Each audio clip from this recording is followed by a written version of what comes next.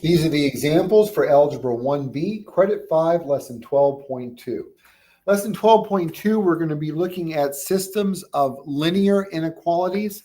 So linear means the graphs will both be lines, but inequalities means we've got that less than, greater than, and we're going to be shading, as you can see behind me there, shading above and below the lines. So for problems 1 and 2, though, we're actually not going to be dealing too much with the equations, but what they want us to do is simply determine a couple points in each one that are solution. And we might do a little more than 2 here, just to give you an idea. So what you'll be doing is 2 points that are solutions on number 1 and 2 points that are solutions on, that are not solutions on number 2. Or I'm sorry, let's back that up. I said that wrong. So 2 points that are solutions on both 1 and 2, sorry. But we're also going to look at, we'll talk about non-solutions as well. But let's go ahead and focus on the solutions because that's what you guys need to do. Okay, so when you graph an inequality, let's look at what's in blue here. So this line is graphed. Sorry, it's a little wiggly there, but it's a line. We'll pretend it's a line. And we can see that it's shaded above the line. We can see the blue that's shaded above. So anything in blue is a solution to that first inequality. Our second inequality is the red line here, and it's shaded below. You can see all the red squigglies there in red. So anything in the shaded area of red is a solution to the second equation. The only part of the graph that's a solution to our system, which means it's a solution to both inequalities, is where the blue and the red, where they overlap in here.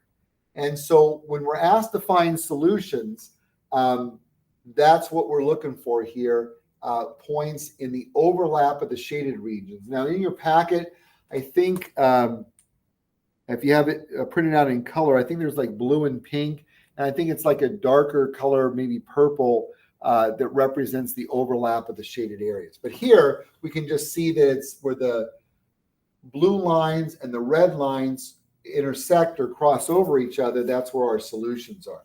So let's take a look. Actually, you know what? Let's just focus on the solutions. Let's just do that. And we'll do several of them. So any point, and again, these lines and this shaded region extends out forever. So there's literally an infinite number of correct answers. The problem is there's also an infinite number of wrong answers as well, because non-solutions would be anywhere else that's not the overlap of the blue and the red, which means blue only, red only, or not shaded at all. All right, so let's take a look at some points that are solutions. So let's start with the nice, safe one kind of here in the middle. Let's go 3 to the right and 1 up. So 3 to the right and 1 up. So 3, 1 would be a solution because it falls in that overlap of the shaded areas. Let's do another one. How about 7 to the right and 2 up? And so 7 and 2. Careful, not 2 and 7, because that would be 2 to the right and 7 up. 7 and 2 would be another solution. Now, let's do a few more. Now, again, you're only looking for 2. And so there's 4. It's multiple choice. There's 4 answer choices. 2 of them will fall in that overlap in that purple area if your packet's printed in color. If it's printed in gray, it's just going to be a darker, if it's printed in grayscale, it'll be a darker shade of gray. So let's do a few more. How about one right on the x-axis? How about 2 to the right, and we'll just stay there. So that would be 2 and 0. So 2 and 0 would be another solution. And these are all solutions because all these points are where the blue and the red lines intersect or overlap. How about, let's get some negative numbers here. Now we can't go negative on the x-axis because that takes us into the red only areas, and that would be not a solution. But let's take a look at, how about this? Let's go 4 to the right and maybe 1, 2 down. So that 4, negative 2 would be a solution. Oops, not negative 4. But 4, negative 2. And then maybe one more. Let's go 7 to the right, and then 1, 2, 3, 4. How about 5 down? And again, what all these points have in common is that they're all in that overlap. So by the way, so 7, -5. They're all in that overlap where the blue and the red lines overlap. And so those are your solutions. Any point in this region would work. And you might say, well, you said it extends forever. Could I say like 100 and -3? Yeah, it would work. In fact, you could say 1,000,000 and -3, and that would be in the overlap of the shaded regions. But you want to be careful to make sure you don't get into an area that's not a solution. So I would maybe just keep it to the numbers on the graph when you're looking for them. And then again, since you're doing multiple choice, you're just looking, going through the 4 points there and see which ones fall in the, as I said, in your packets in that purple area or the darker gray. All right, so that's 1 and 2. For 3 and 4, what they're asking us to do, and we're going to do an example for that, is to write the equations, or excuse me, the inequalities for our graphs here. And so we have, once again, blue and red to help us distinguish between the two. And so let's go ahead and take a look at our first inequality. So we have these designated L1 and L2 for line 1 and line 2. So we'll do the blue first, line 1. And these are, let's talk about the line first, actually. It is an inequality. We'll get rid of the equal sign there. So this is our L1. And we're going to write it in slope-intercept form here. And again, it's not an equation, it's an inequality. But let's start off with just focusing on the line.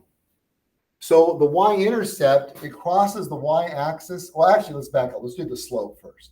So let's identify 2 points on the line. And recall that slope is rise over run.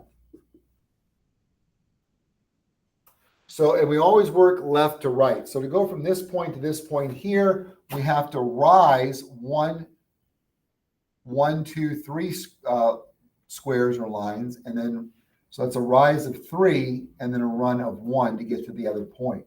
So 3 divided by 1, remember the fraction bar means divide. So 3 divided by 1 is 3, so we have 3x. Now, B represents the y-intercept, where the graph crosses the y-axis. So you can see it crosses here, down here at -5, and so our y-intercept is -5. Now, what about, let's put the y in there, what about the less than, greater than, and is there a line under the inequality or not? Well, let's take a look. So we're shading below the line, and so whenever you're shading below the line, that's going to be less than. And since we have a solid line as opposed to a broken line like the red is, since that's a solid line, that means the line itself is part of the solution to the first inequality, and we indicate that by putting a line underneath which represents an equal sign. So our first inequality for line 1 would be y is less than or equal to 3x minus 5, and that's our first one there. Now, let's go ahead and get out the red pen here for line 2. And once again, we'll be working with slope-intercept form because it's another linear inequality. And once again, we'll start with the slope. So again, slope is rise over run. Make sure we can see this okay. Yeah, I think so. And so we'll pick 2 points on the line, any 2 points. And to go from one point to the other. Now, and again, we're always working left to right. So we need to go down 1 unit. Remember or recall that when we're going down, the rise is negative. So that would be -1 because we're going down 1. And then to the right 3, so our run is +3. So our slope is -1/3. So we have -1/3 x. Now what about the y-intercept? So where does this red line cross the y-axis here? That's the y-axis. So it crosses at +1 right there. So you can see where the line intersects the y-axis at +1. So our y-intercept is +1.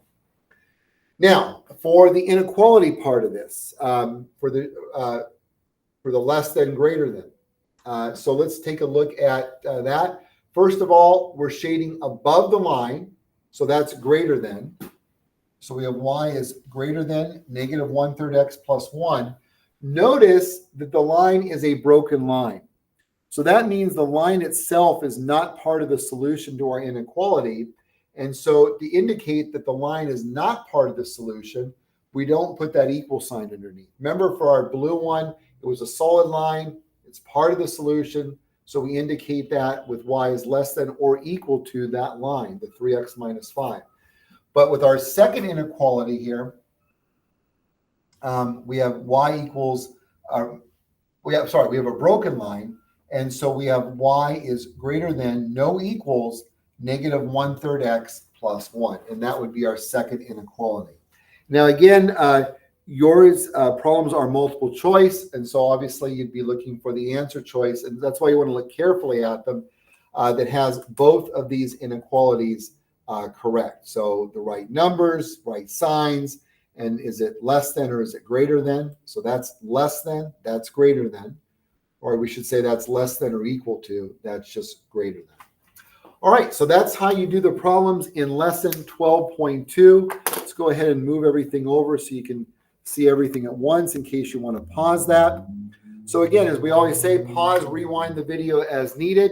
Good luck with the work, study. And again, what we always mean by studying is looking at the examples and going over them until you feel comfortable with the answers and why the answers are what they are. All right, so good luck with the work, and until the next video, take care and God bless.